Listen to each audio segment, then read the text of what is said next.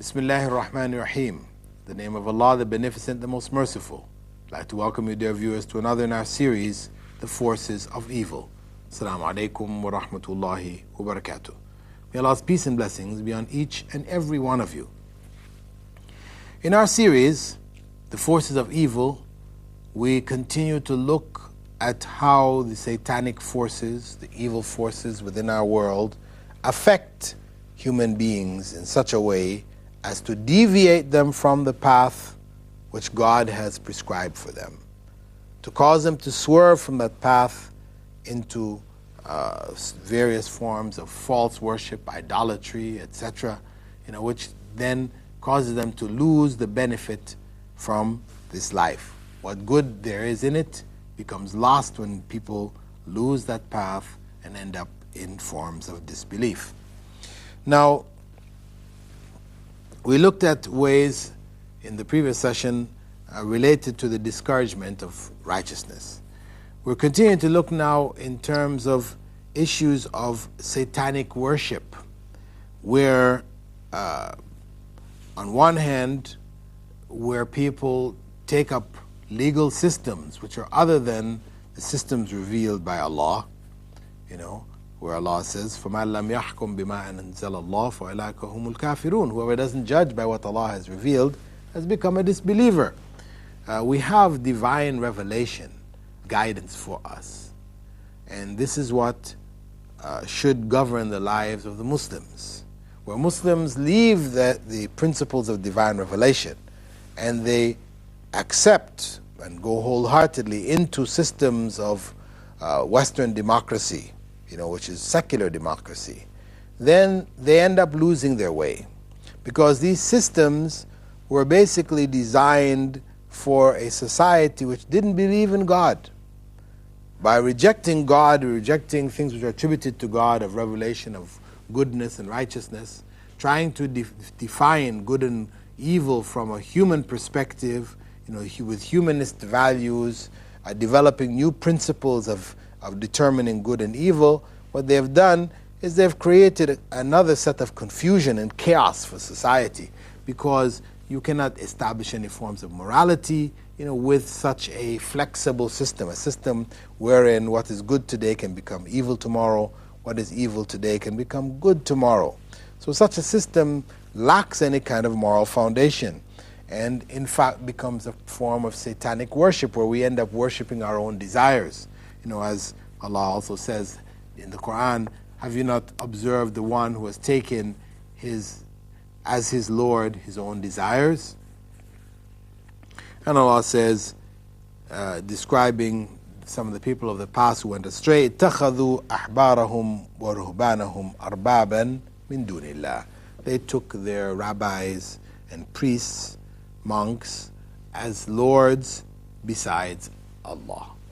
That people, in attributing to these other sources the right to decide for human beings primary laws, then they end up making these other sources like gods. They've put them on the same level as God.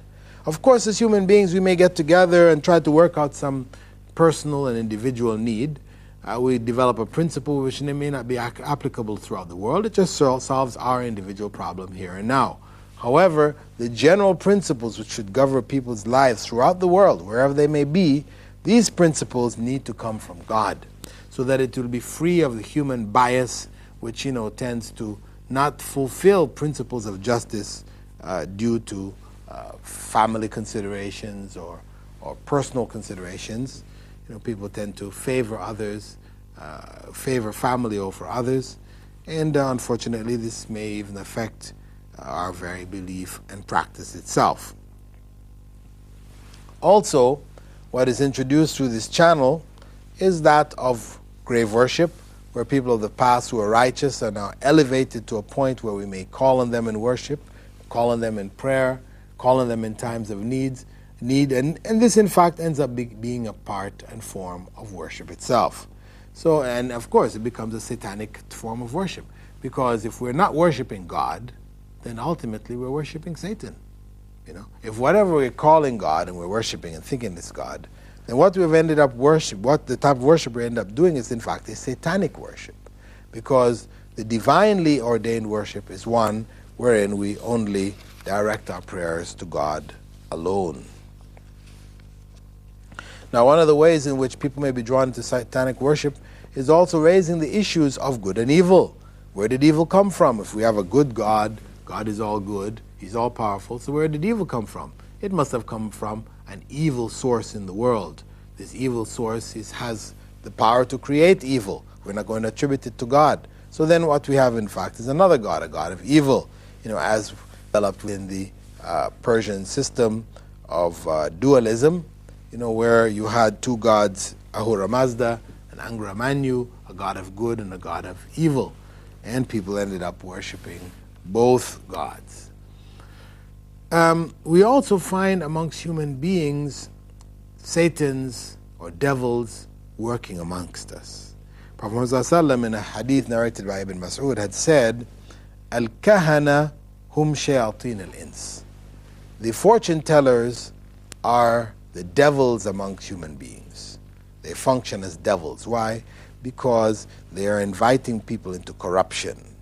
People are attracted to them because of what they offer. Everybody wants to know the future. Everybody would like to know what's going to happen tomorrow so I can, plan my business accordingly. You work on the stock market. You want to know which way stocks are going to go. So if somebody's able to offer you, a foolproof method or a method which is mostly right, then people are going to be attracted by such claims and such promises.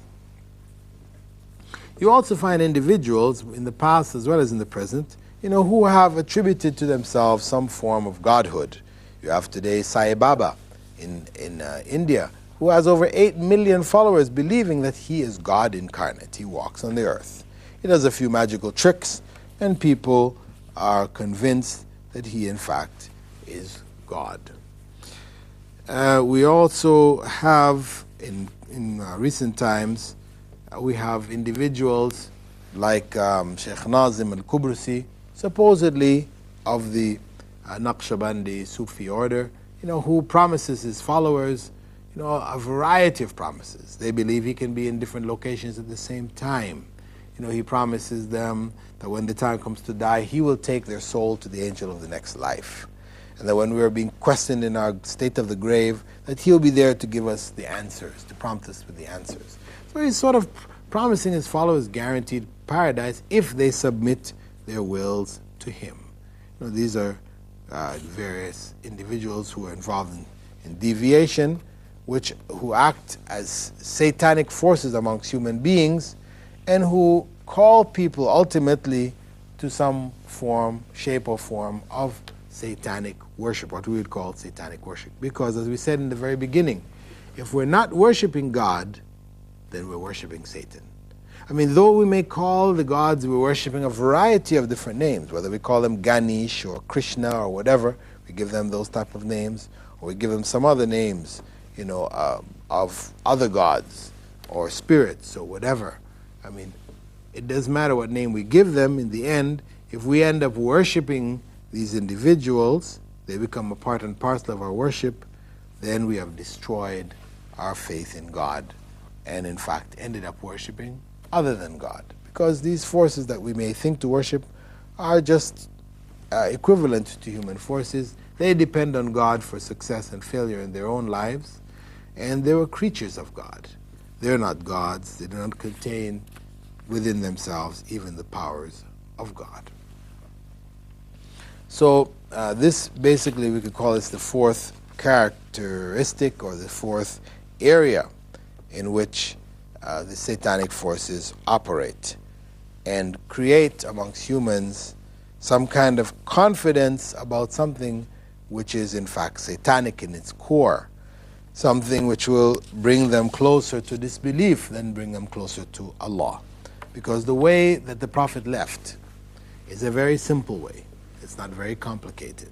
The pillars of Islam, pillars of Iman, how to do them, etc. They're very simple. Though it's a little elaborate, we could need somebody to explain it to us. But once we've understood it, it's very, very simple. Satanic force try to make it complicated, make it confused, bringing in opinions, etc., of individuals who had no evidence to support their opinions. So in this way, Islam, which is very clear, very pure, becomes adulterated and it loses its appeal and its attractiveness in the sight of people. So this constitutes our fourth basic area. Now, having looked at the various areas or various ways by which the satanic forces attack us, we need to learn how to prevent these forces from operating amongst us. And I will begin by suggesting one primary preventive method, and that is that we fear Allah and not these forces. The other forces are around us. We cannot stop them from being there. But that our fear of Allah should precede all else. And we have a verse in the Quran in which Allah says there, وَأَنَّهُ كَانَ رِجَالٌ مِّنَ الْإِنسِ يَعُوذُونَ بِرِجَالٍ مِّنَ الْجِنِّ فَزَادُوهُمْ رَهَقًا. Indeed, there were some among men who sought refuge in some among the jinn, but they, the jinn, only increased their fears. Whenever people, in those days, whenever people used to enter a valley, they would seek refuge in the jinn that resided there in the valley, so that the jinn would not terrorize them in their passing through. So they ended up, by depending on the jinn and calling on the jinn, in fact they ended up worshipping the jinn. So our first preventative method is that we fear Allah and not the jinn, that our fear should be directed towards Allah. It is the fear which helps to produce love in our hearts, because the love and the fear of God are two sides of the same coin. Love has to be there to do our righteous deeds. Out of love, ultimately, is what we strive for. Doing it because we've been commanded to do it is the basic. But doing it out of love of God, seeking to please God, this is the higher level. Now, satanic forces may try to dissuade us or may try to turn us away from this basic worship by what we spoke of before, creating doubts, making what is pleasing attractive to us, even though we know behind them there is sin. We also have discouragement from righteousness.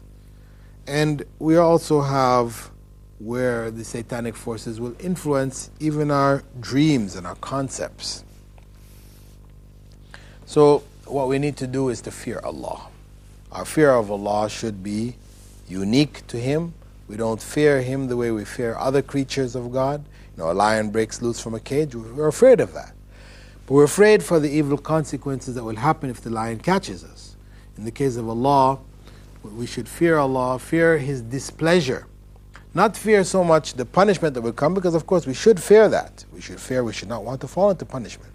However, even more important, even though we don't necessarily know the reward of a particular act, but we know that it is something which has been prohibited, that one who doesn't do it is rewarded, it's enough for us to try to do the things which are more pleasing to God, the things which will bring us into groups with other people who are striving to do the same. The other principle, in a ways of preventing satanic forces from destroying our lives, destroying the goodness in our lives, is that of working on our sincerity, that we are sincere in our worship of Allah. That it is only in that sincerity, if we have the correct knowledge of who Allah is, that we can really attain the true rewards from Salah. It has to be based on sincerity.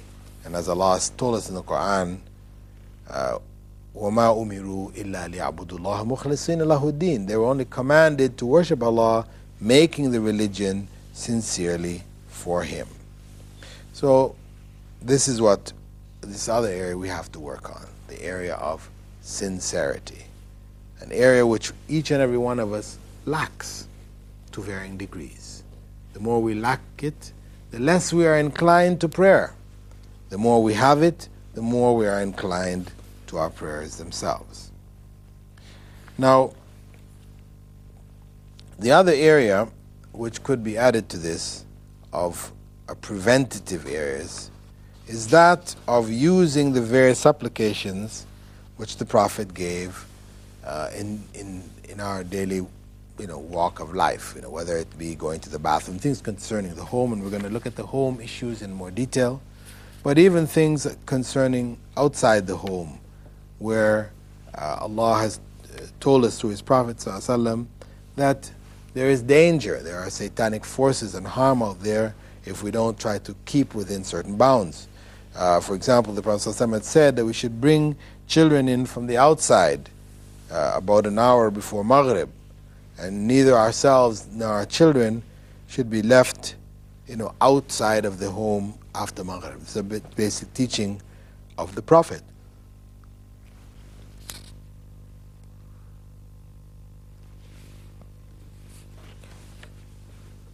It's a basic teaching because of the fact that it is common amongst us today to let our children out to play. And there is danger when the night falls, because we have even a chapter at the end of the Quran called Al-Falaq, where Allah says there, and seek refuge in Allah from the night when it falls. Min ghasiqin idha waqab, from the night when it falls. Because there is harm. Much of the corruption, etc., takes place at night. The evil forces are more free to operate during the night.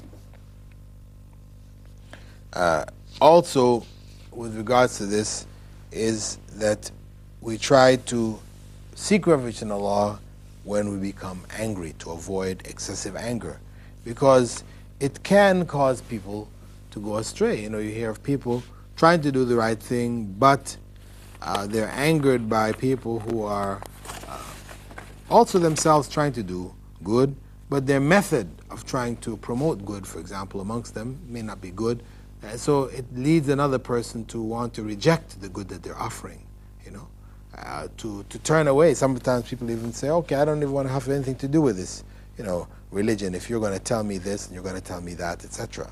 These are satanic ideas which will come into our minds, where we may actually seek to abandon what is good for us, out of pride and out of jealousy and these kind of emotions. Now, as I said, we need to look at the ways to prevent the harm from coming to us. I'm giving some general guidelines. In our next series of programs, what we're going to look at are the basic methods and modes and practices that we can do to prevent satanic forces from affecting our homes, because this is the foundation of society, and this is the area most important. Many of these principles may be applied outside the home also, but primarily, first and foremost, it should be focused in the home itself. With that, dear viewers, I'd like to thank you for being with us in this segment of our program, The Forces of Evil. This is your host, Dr. Bilal Philips, presenting this program. I hope you have enjoyed and benefited from this segment, and I hope you'll continue to follow our coming segments. Assalamu alaikum wa rahmatullahi wa barakatuh.